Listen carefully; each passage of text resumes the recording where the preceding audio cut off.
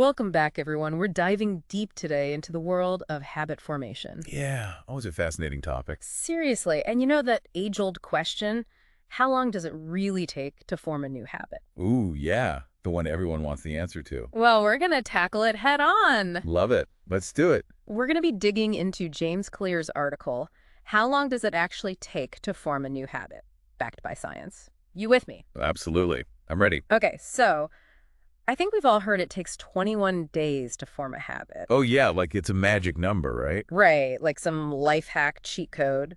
Yeah. But where did this whole 21-day thing come from? Well, I'm curious too. Spill the beans. James Clear actually traces it back to Maxwell Maltz. He was a plastic surgeon. Plastic surgeon. Okay, this is interesting. Right, so he wrote this book called Psycho-Cybernetics way back in 1960. Wow, that's a while ago. I know, right? Anyway, Maltz noticed that his patients, after surgery, they seemed to adjust to their new faces in about 21 days. That makes sense. And he even observed that amputees often felt, a phantom limb for about the same duration. Oh, wow. So he started connecting those dots. Yeah, and he started thinking about his own experiences with change, like how long it took him to form new habits. And guess what? He landed on that 21-day mark, too. So that's where it all started. Interesting. It is. But here's the thing. Maltz himself never claimed that 21 days was like this unbreakable rule. Oh, really? Yeah. In his words, it was a minimum. And he actually said for more complex changes, it could take much longer. Right, because some things are harder to change than others. That makes sense. Exactly. But sadly, that nuance kind of got lost in translation as the idea spread. It became this catchy soundbite. Yeah, it evolved into this quick fix, bite-sized promise.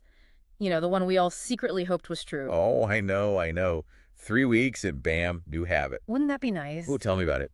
But like most things in life, habit formation is way more complicated than that. It is. So if 21 days isn't this magic number, then what is? Yeah, what's the real deal? Well, Phillippa Lally, a researcher at University College London, decided to dig deeper into this. Okay, so actual research. I like it. Right. She published this really fascinating study. It was in the European Journal of Social Psychology. Ooh, I'll have to check that out. You should. So in this study, she and her team tracked 96 people for 12 weeks. Okay, so a decent sample size. Yeah. And each person was, focusing on building a new habit.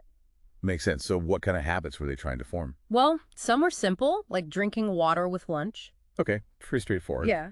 While others were more challenging, like running for 15 minutes before dinner. Ah, yeah, that takes more commitment. Totally.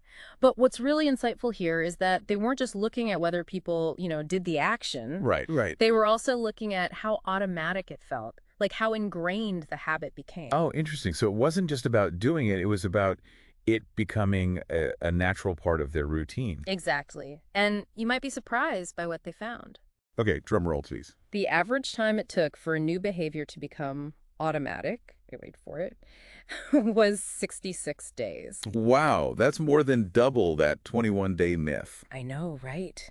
Way longer than we've been led to believe. So it's a marathon, not a sprint. Exactly. And the range was pretty huge, too. Some people hit that automatic stage in just 18 days, while others, it took them a whopping 254 days. Wow, that's a huge difference. So it really highlights that forming a habit isn't as, straightforward as some might think. Not at all. Okay, so 66 days. That's a lot longer than we thought. So I guess the question is, what does that mean for us? Yeah, does that mean it's harder to create lasting change than we thought? Well, it depends. Oh, come on. You can't leave me hanging like that. Fair enough. Here's where it gets really interesting. Okay, I'm listening. Think of it this way. This research actually takes the pressure off. Oh, okay.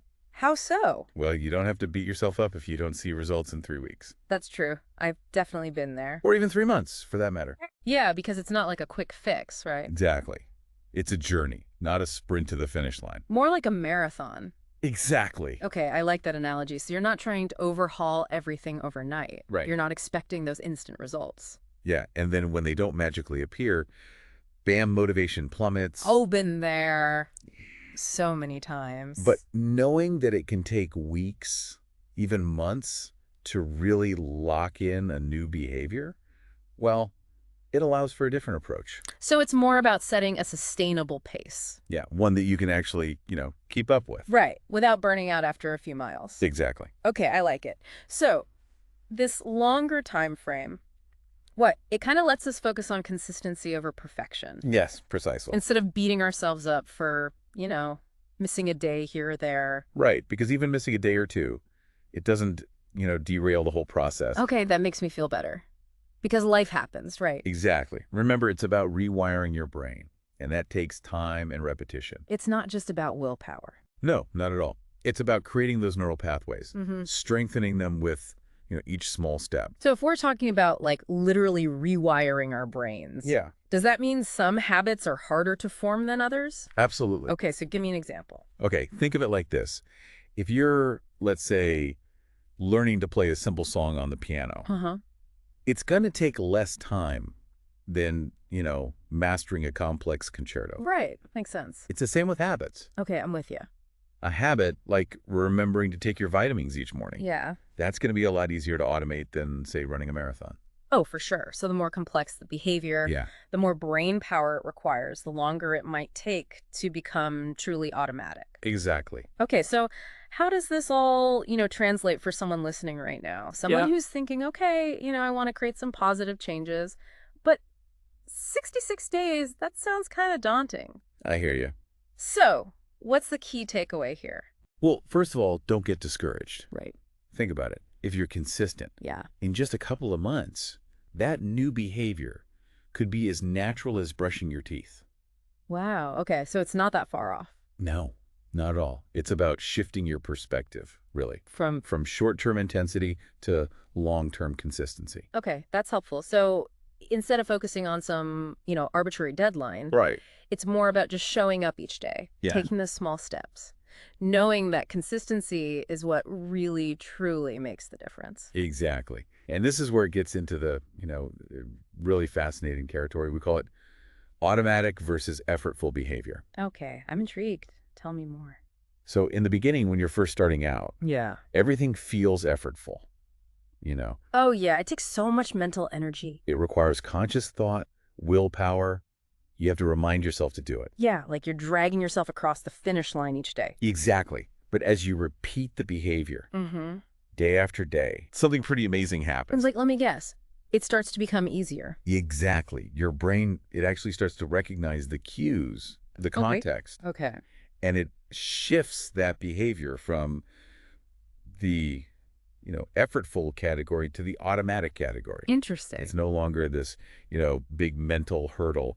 It's just something you do. Like second nature. Yeah, exactly. Yeah. Like driving a car, Right. You don't have to consciously think about, every single step. Yeah, you just sort of do it. It's almost like your subconscious takes over. Yeah. And that's the real magic of habit formation. Wow.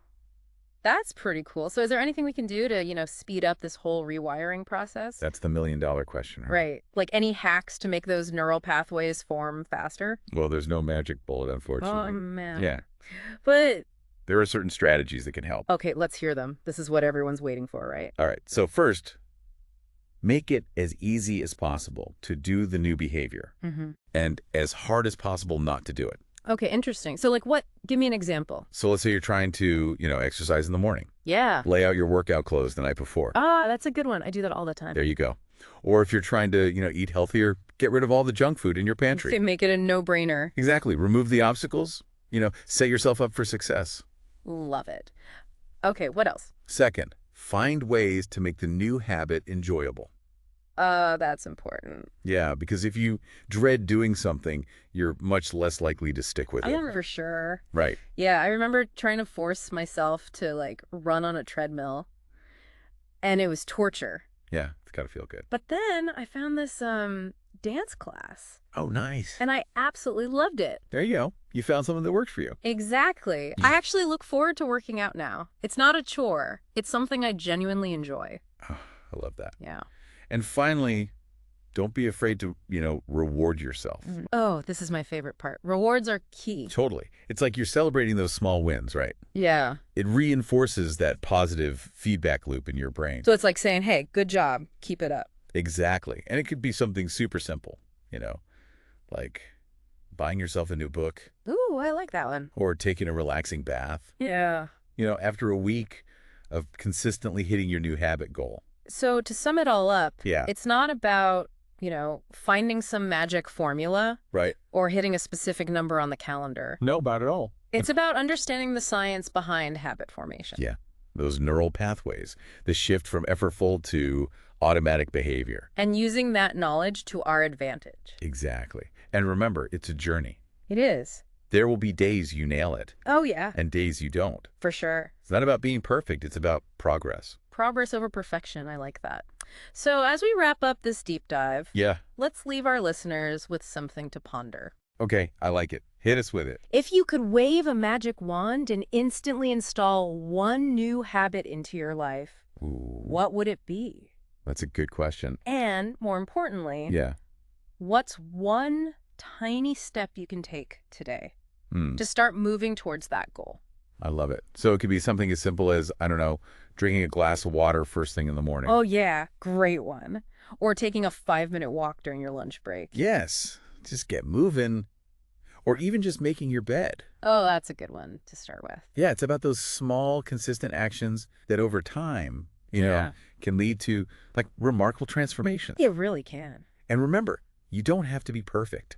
Making a mistake once or twice has no measurable impact on your long-term habits. So there you have it, a deep dive into the science of habit formation.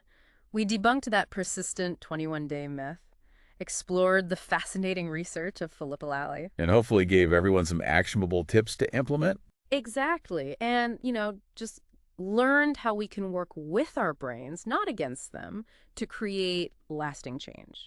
And if you want to go, even deeper into this topic, James Clear's book, Atomic Habits, is an excellent resource. It is packed with practical tips and, inspiring stories. Until next time, keep those brains buzzing and those habits building.